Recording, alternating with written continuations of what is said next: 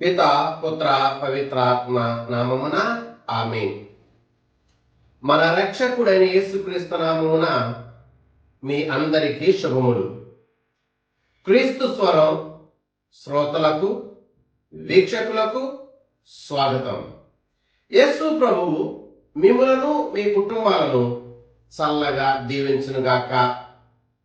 ప్రియ సహోదరి, ప్రియ సహోదరుడా, ఈరోజు తల్లి శ్రీ సభ సామాన్య 22వ ఆదివారాన్ని కొనియాడుతున్నది.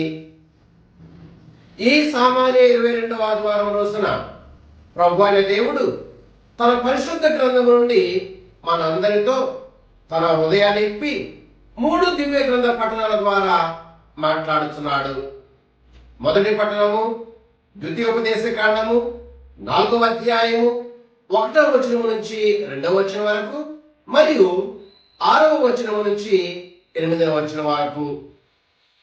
రెండవ పఠనము యాకోబు గారు రాసిన లేఖ 1వ అధ్యాయము 17, 18 వచనములు, 21, 22 వచనములు మరియు 27వ వచనము. సువార్త పఠనము మార్కు సువార్త 7వ అధ్యాయము 1వ వచనము నుంచి 8వ వచనం వరకు, 14, 15 వచనములు మరియు 21వ వచనము నుంచి 23వ వచనం వరకు. ప్రియ సహోదరి, ప్రియ సహోదరుడా, ఒక రోజున ఓ వ్యక్తి మరణించినట్లుగా, తాను మరణించిన తర్వాత ఆ వ్యక్తిని దేవదూత తీసుకుని వెళ్తున్నట్లుగా తనకి స్వప్నం కలిగింది. ఆ దేవదూత తనను తీసుకుని వెళ్తున్న క్రమంలో ఆ దేవదూత చేతిలో ఆ వ్యక్తి ఓ పెద్ద పుస్తకాన్ని చూచాడు. ఆతృతగా, మీ చేతిలో ఉన్నటువంటి ఈ పుస్తకం ఏమిటి అని ఆ వ్యక్తి దేవదూతను అడిగాడు. అందుకు దేవదూత, ఈ పుస్తకము నీ జీవితపు పుస్తకము అని చెప్పింది. అప్పుడు ఆ వ్యక్తి ఇంకా ఆతృతగా తన జీవితపు పుస్తకములో ఏమి ఉంది అని చెప్పి మొదటి పేజీ వైపు తాను తేరిపార చూచాడు. ఆ మొదటి పేజీలో చాలా మాటలు రాసి ఉన్నాయి. అప్పుడు ఆ వ్యక్తి దేవదూతను ఇలా అడిగాడు, ఈ మొదటి పేజీలో ఏమి రాసి ఉన్నాయి అని. అందుకు ఆ దేవదూత, ఈ మొదటి పేజీలో నీవు చేసినటువంటి చెడ్డ క్రియలన్నీ రాసి ఉన్నాయి అని అన్నాడు. అప్పుడు ఆ వ్యక్తి, అమ్మో, నేను చేసినటువంటి చెడ్డ క్రియలు ఇన్ని ఉన్నాయా అని అనుకుని 2వ పేజీ వైపు తాను మరలా చూచాడు.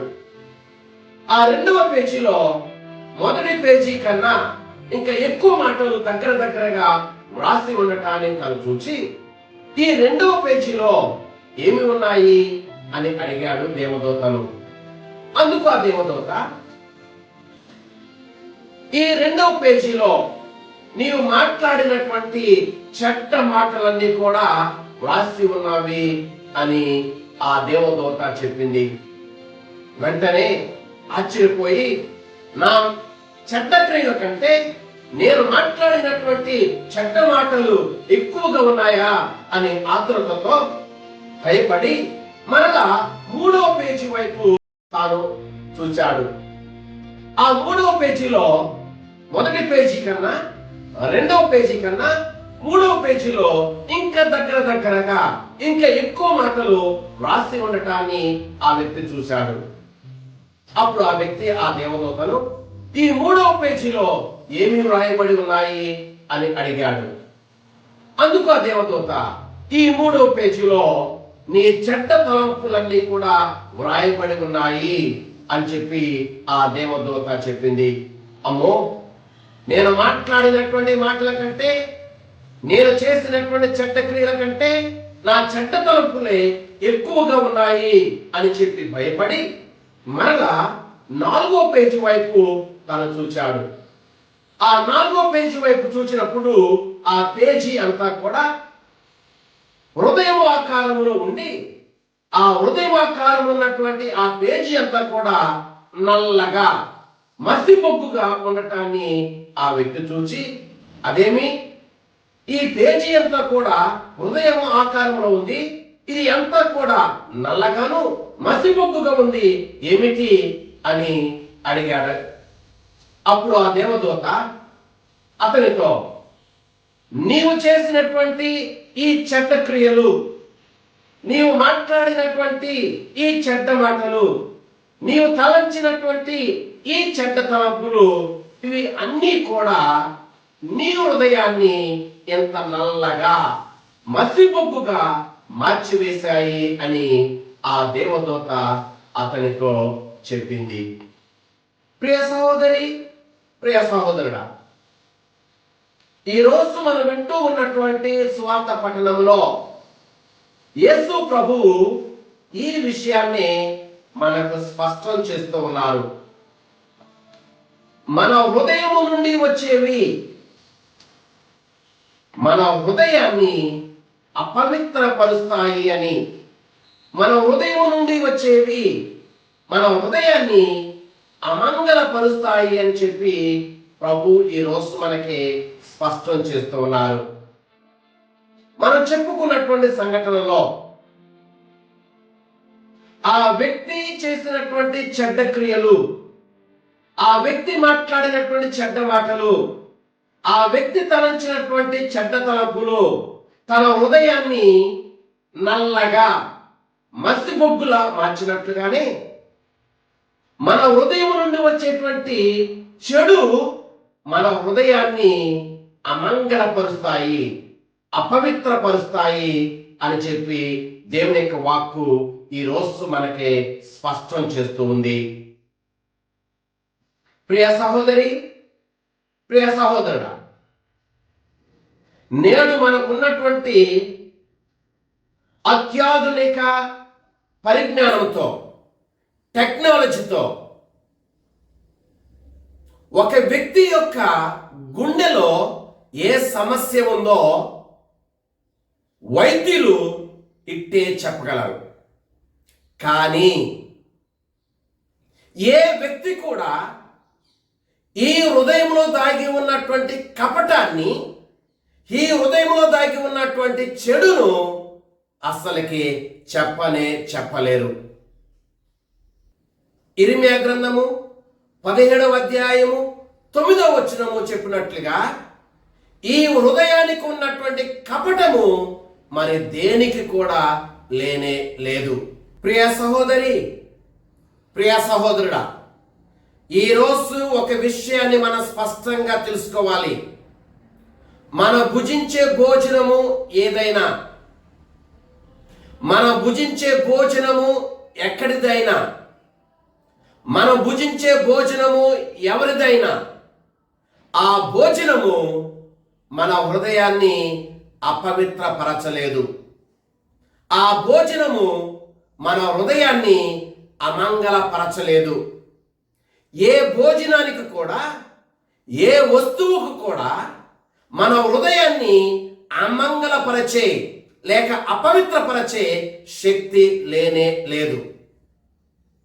ఎందుకంటే మనం భుజించే భోజనం మన యొక్క పొట్టలోనికి, ఉదరంలోనికి వెళుతుందే తప్ప మన హృదయములోనికి వెళ్ళదు. మనం భుజించే భోజనము మన ఉదరములోనికి వెళ్ళటం వలన మనం అనారోగ్యానికి లోనవ్వచ్చేమో, కానీ మన హృదయం మాత్రం అపవిత్రపరచబడదు.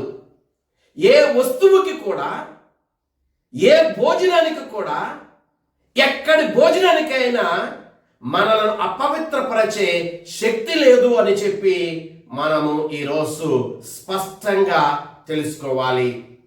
ప్రియ సహోదరి, ప్రియ సహోదరుడా, మతము అనేది హృదయానికి సంబంధించినదే తప్ప భోజనానికి సంబంధించింది కాదు.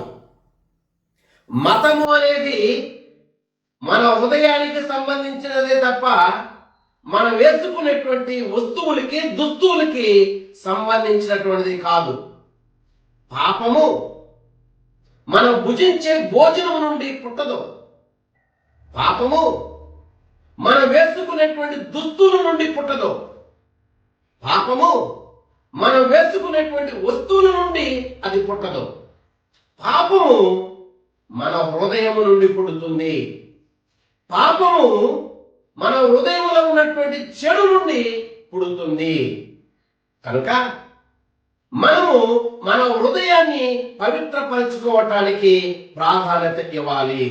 ప్రియ సహోదరి, ప్రియ సహోదరుడా, ఇప్పుడు వరకు మనం మన హృదయం నుండి పుట్టేటువంటి లేక మన హృదయం నుండి వచ్చేటువంటి చెడు మన హృదయాన్ని అపవిత్రపరుస్తుంది అని చెప్పి మనం తెలుసుకున్నాం. అయితే మన హృదయం నుండి వచ్చే చెడు ఏమిటి అని మనం తెలుసుకోవాలి. మన హృదయం నుండి వచ్చే చెడు ఇవి. నెంబర్ 1, చెడు ఆలోచనలు. నెంబర్ 2, వేష సంగమము. నెంబర్ 3, దొంగతనము. నెంబర్ 4, నరహత్య. నెంబర్ 5, అత్యాశ. నెంబర్ 6, దౌత్యము. నెంబర్ 7, దొంగతనము. నెంబర్ 8, మోసము. నెంబర్ 9, కామము. నెంబర్ 10, వ్యభిచారము. నెంబర్ 11, మాత్సర్యము. నెంబర్ 12, దూషణము. నెంబర్ 13, అవివేకము. ఈ చెడు మన హృదయం నుండి పుడుతుంది. ఈ చెడే మన హృదయాన్ని అపవిత్రపరుస్తుంది. అంతేకాని మనం భుజించేటువంటి ఆహారము మనలను అపవిత్రపరచదు. ప్రియ సహోదరి, ప్రియ సహోదరుడా, ఈ రోజున కొంతమంది ధర్మశాస్త్ర బోధకులు, పరిసయ్యులు యెరూషలేము నుండి వచ్చి యేసు ప్రభుని ప్రశ్నిస్తున్నారు. ఎందుకని మీ శిష్యులు చేతులు కడగకుండా భుజిస్తున్నారు అని. వాస్తవానికి ఈ ప్రశ్న శిష్యులు చేతులు కడగకుండా భుజిస్తున్నారు అని కాదు, కానీ వారికి ఉన్నటువంటి సాంప్రదాయం ప్రకారం, విధానం ప్రకారం, ఆచారం ప్రకారం వాళ్ళ చేతులను ఎందుకు కడుక్కోవటం లేదు? వారి చేతులను మణికట్టి నుంచి క్రింది వరకు నీరు పోసి, మరలా వేల నుండి క్రింది వరకు మణికట్టి వరకు నీరు పోసి దాన్ని శుభ్రపరచుకోవాల్సినటువంటి ఆచారము, క్రమము వాళ్ళకు ఉంది. సోదరి, ప్రియ సహోదరుడా, ఆనాడు ధర్మశాస్త్ర బోధకులు, ఆనాడు పరిసయ్యులు బాహ్యమైనటువంటి వాటికే ప్రాధాన్యత ఇచ్చి అంతరంగాన్ని నిర్లక్ష్యం చేసినట్లుగా నేటి క్రైస్తవ సమాజంలో కూడా చాలా మంది ఈ బాహ్యమైనటువంటి వాటికి ప్రాధాన్యత ఇస్తూ అంతరంగానికి చెందినటువంటి పవిత్రతను విస్మరిస్తున్నారు, నిర్లక్ష్యం చేస్తున్నారు. ఉదాహరణకు, క్రైస్తవులు బొట్టు పెట్టుకోవచ్చా, పెట్టుకోకూడదా? క్రైస్తవులు గాజులు వేసుకోవచ్చా, వేసుకోకూడదా? క్రైస్తవులు మంగళసూత్రాన్ని ధరించవచ్చా, ధరించకూడదా? క్రైస్తవులు అన్యులు ఇచ్చినటువంటి ప్రసాదాన్ని భుజించవచ్చా, భుజించకూడదా? క్రైస్తవులు ఇతరుల యొక్క గృహాలకు, దినకార్యాలకు వెళ్ళవచ్చా, వెళ్ళకూడదా అనేటువంటి వాటి గురించి ఎక్కువగా తీవ్రంగా మాట్లాడుతూ అసలైన సిసలైనటువంటి హృదయ అంతరంగాన్ని గురించి, అసలైన సిసలైన హృదయ పవిత్రతను గురించి మర్చిపోతున్నటువంటి సందర్భం మనకి కనిపిస్తూ ఉంది. నియమాలు, నిబంధనలు మంచివే, ఆచారాలు, పద్ధతులు మంచివే, కానీ వాటిని ఉద్దేశించినటువంటి ఆ పవిత్రతను మనం విస్మరించకూడదు. వాటికి మన ప్రాధాన్యత ఇచ్చి హృదయాన్ని నిర్లక్ష్యము మనం చేయకూడదు. అందుకనే ప్రభు అంటున్నారు, నోటిలోనికి వెళ్ళేది ఏది కూడా మనిషిని అపవిత్రపరచవు, కానీ మనుషుని యొక్క అంతరంగము నుండి వచ్చేవి మాత్రమే మనిషిని అపవిత్రపరుస్తాయి అని. ప్రియ సహోదరి, ప్రియ సహోదరుడా, ఈరోజు మనం కొద్ది నిమిషాల పాటు మనుషుని అంతరంగము నుండి వచ్చే చెడు గూర్చి కాసేపు ధ్యానం చేద్దాం. నెంబర్ 1, చెడ్డ ఆలోచనలు. సామెతల గ్రంథము 24వ అధ్యాయము 17వ వచనము, సామెతల గ్రంథము 12వ అధ్యాయము 5వ వచనము చెడ్డ తలంపులు పాపము అని మనకి తెలియజేస్తున్నాయి. ప్రియ సహోదరి, ప్రియ సహోదరుడా, దావీదు చెడ్డ తలంపుతోనే ఆయన వ్యభిచరించాడు. దావీదు చెడ్డ తలంపుతోనే ఉరియాను చంపించాడు. ప్రియ సహోదరి, ప్రియ సహోదరుడా, ఈ రోజున మనం మన యొక్క హృదయంలో ఉన్న చెడ్డ తలంపులు ఏవి అని ఆలోచన చేయాలి. ఈ చెడ్డ తలంపులను మన హృదయం నుండి దూరపరచడానికి మనం గట్టిగా ప్రయత్నం చేయాలి. నెంబర్ 2, వేశ్య సంగమము. కొరింథీయులకు రాసిన మొదటి లేఖ 6వ అధ్యాయము 18వ వచనము వేశ్య సంగమములు పాపము అని మనకి తెలియజేస్తూ ఉంది. ప్రియ సహోదరి, ప్రియ సహోదరుడా, వేశ్య సంగమములు అవి ఏవైనా ఒక వీడియో చూడటం వల్ల కావచ్చు, ఒక బొమ్మను చూడటం వల్ల కావచ్చు, లేక స్వలింగ సంపర్కం వల్ల కావచ్చు, ఇతరాత్రమైనటువంటి విషయాల వలన మనము పాపం కట్టుకుంటూ ఉన్నాం. కనుక మన యొక్క జీవితంలో వేశ్య సంగమములకు చెందిన క్రియలు మనల్ని అపవిత్రపరుస్తాయి, మన హృదయాన్ని అపవిత్రపరుస్తాయి. మన జీవితంలో ఉన్నటువంటి వేశ్య సంగమముకు చెందిన ప్రతి విషయాన్ని మన జీవితం నుండి దూరపరచాలి. నెంబర్ 3, నరహత్య. యోహాను గారు రాసిన మొదటి లేఖ 3వ అధ్యాయము 15వ వచనము నరహత్య పాపము అని చెప్పి మనకి తెలియజేస్తూ ఉంది. ప్రియ సహోదరి, ప్రియ సహోదరుడా, బైబిల్ గ్రంథములో నరహత్య చేసి పాపము కట్టుకున్నటువంటి వ్యక్తులు మనకు కనిపిస్తూ ఉన్నారు. నెంబర్ 1, కయ్యూను. కయ్యూను తన సోదరుడైనటువంటి ఆబేలును హత్య చేసి పాపం కట్టుకున్నాడు.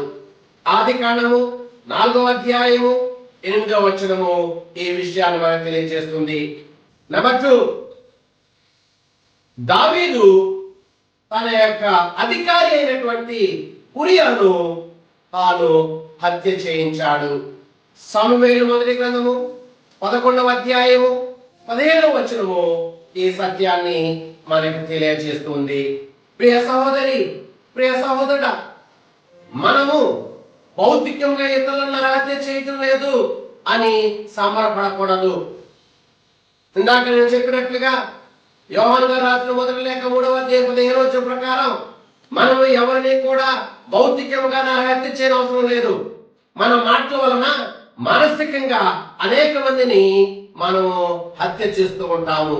కనుక సూటిపోటి మాటల ద్వారా, ఇతరాత్రమైనటువంటి మాటల ద్వారా, ఇతరాత్రమైనటువంటి క్రియల ద్వారా, ఇతరాత్రమైనటువంటి తలంపుల ద్వారా ఎవరినైనా సరే మానసికంగా మనం హత్య చేస్తున్నామా అని ఆలోచన చేయాలి. నెంబర్ 4, దొంగతనము.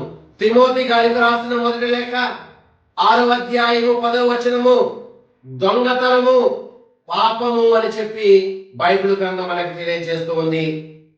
ప్రియ సహోదరి, సహోదరుడా, మన యొక్క అనుదిన జీవితంలో ఇతరుల యొక్క వస్తువులను మనం ఆశిస్తూ ఉంటాం, దొంగతనం చేస్తూ ఉంటాం. ఇది పాపము అని మనకి పరిశుద్ధ గ్రంథం తెలియజేస్తూ ఉంది. పరిశుద్ధ గ్రంథములో అకాను ఇలాగే దొంగతనం చేశాడు, దేవుని శిక్షకు గురయ్యాడు.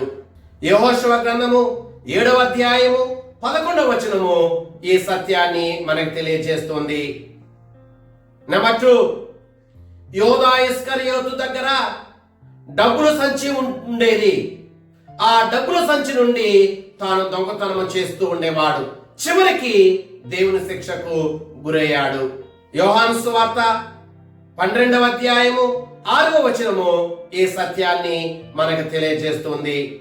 నెంబర్ 5, మన హృదయాన్ని అపవిత్రపరచే మరొకటి మోసము.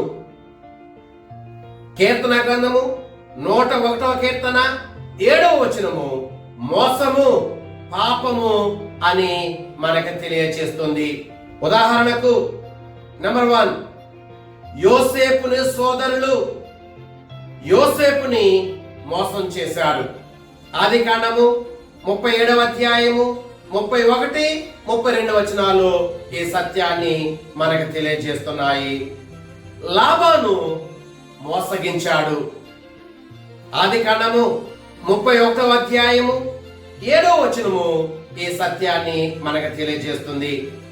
ప్రియ సహోదరి, ప్రియ సహోదరుడా, మన జీవితంలో కూడా మోసపూరిత స్వభావం మనలో ఉన్నట్లయితే దేవుని శిక్షకు మనం గురి అవుతాం. అనేక మందిని మనము మన మాటల ద్వారా మోసగిస్తూ ఉండొచ్చేమో. కనుక అటువంటి మోసపూరిత స్వభావము నుండి మనం బయటపడటానికి దేవుని శక్తిని మనం కోరుకుందాం. నెంబర్ 6, గర్వం. సామెతల గ్రంథము 21వ అధ్యాయము 4వ వచనము, సామెతల గ్రంథము 8వ అధ్యాయము 13వ వచనము, సామెతల గ్రంథము 16వ అధ్యాయము 5వ వచనము ఈ సత్యాన్ని మనకు తెలియజేస్తున్నాయి. ప్రియ సహోదరి, ప్రియ సహోదరుడా, దానియేలు గ్రంథములో మనం చూస్తూ ఉన్నాం. దానియేలు గ్రంథము 5వ అధ్యాయము 20వ వచనములో గర్విష్టి అయినటువంటి నెబుకద్నెజరుని దేవుడు శిక్షించాడు. దానియేలు గ్రంథము 5వ అధ్యాయము 23వ వచనములో గర్విష్టి అయినటువంటి బెల్షస్సరును దేవుడు శిక్షించాడు. ప్రియ సహోదరి, ప్రియ సహోదరుడా, నీ జీవితంలో నీవు కలిగి ఉన్న దేని గూర్చైనా సరే నీవు గర్వపడుతున్నట్లయితే, దేవుని ధిక్కరిస్తున్నట్లయితే, దేవుని నుండి దూరం అవుతున్నట్లయితే దేవుని శిక్షకు నువ్వు గురి అవుతావు. ఇదే నీ హృదయాన్ని అమంగళపరుస్తుంది. కనుక నీ హృదయాన్ని అమంగళపరిచి ఈ గర్వము నుండి మనము బయటపడాలి. ఈ గర్వాన్ని మన నుండి తీసివేసి మన హృదయాన్ని వినయముతో నింపమని మనం ప్రార్థన చేసుకుందాం. నెంబర్ 7, అసూయ, స్వార్థం. అసూయ, స్వార్థము పాపము అని యాకోబు గారు రాసిన లేఖ 3వ అధ్యాయము 16వ వచనములో మనము తెలుసుకుంటున్నాం. ప్రియ సహోదరి, ప్రియ సహోదరుడా, యోసేపుని సోదరులు యోసేపు మీద అసూయతో జీవించారు. ఆదికాండము 37వ అధ్యాయము 3వ వచనము ఈ విషయాన్ని మనకు తెలియజేస్తుంది. కయ్యూను తన సోదరుడైనటువంటి ఆబేలు విషయములో అసూయ కలిగి జీవించాడు. ఆదికాండము 4వ అధ్యాయము 8వ వచనము ఈ సత్యాన్ని మనకు తెలియజేస్తుంది. సౌలు రాజు దావీదు పట్ల అసూయ కలిగి జీవించాడు. సమూయేలు మొదటి గ్రంథము 18వ అధ్యాయము 8వ వచనము ఈ సత్యాన్ని మనకు తెలియజేస్తుంది. కనుక ప్రియ సహోదరి, సహోదరుడా, మనము కూడా మన ఇరుగు పొరుగు వారి పట్ల, మన తోబుట్టుల పట్ల, మన బంధువుల పట్ల, మన మిత్రుల పట్ల ఇటువంటి స్వార్థం, అసూయ కలిగి మనం జీవిస్తున్నామా ప్రశ్న వేసుకోవాలి. మనలో ఉన్నటువంటి ఈ అసూయ స్వార్థమే మన హృదయాన్ని అపవిత్రపరుస్తుంది, అమంగళపరుస్తుంది. మన హృదయాన్ని అపవిత్రపరిచే ఈ అసూయ స్వార్థాన్ని మన నుండి మనం తొలగించమని ప్రభుని ప్రార్థన చేసుకోవాలి. ప్రియ సహోదరి, ప్రియ సహోదరుడా, ఈ లోకం ఎలా ఉన్నా మనం మాత్రం ప్రేమ, దయ, కనికరం, జాలి, క్షమ కలిగి మనం జీవించాలి. ఈ ప్రేమ, ఈ దయ, ఈ జాలి, ఈ క్షమాపణ, ఈ కరుణ మన హృదయాన్ని నిత్యము కూడా పవిత్రముగా ఉంచుతూ ఉంది.